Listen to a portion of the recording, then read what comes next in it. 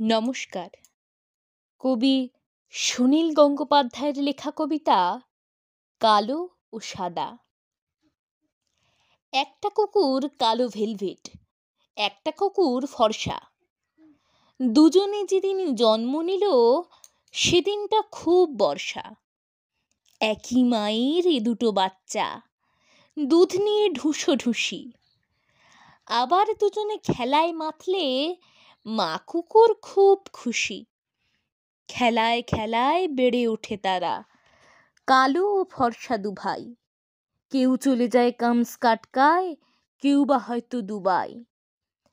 বহুদিন পরে যদি দেখা হয়, দুজনে গন্ধ শোকে, আদরে আমোদে গড়াগড়ি খায়, দেখে কাছাকাছি লোকে। কালো ও ফর্সা মানুষেরা থাকে নানা দেশে দুনিয়ায়। এওকে চেনে না, ভাইও বলে না, মুখটা ফিরিয়ে যায়। কালোরা অনেকে ভালো গান গায়, খেলার জগতে সেরা। ফর্সারা জানে জ্ঞান বিজ্ঞান, সাগর পাহাড়ে ফেরা। দুই ভাই মিলে রাস্তা খোঁজে না, শুধু কোঁচকায় ভুরু।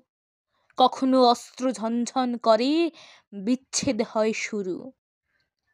হোক না কালো বা ফর্সা আমরা, কি করে যে ভুলে যাই আমাদেরও মা তো একই, সবাই পৃথিবীতে জন্মায়।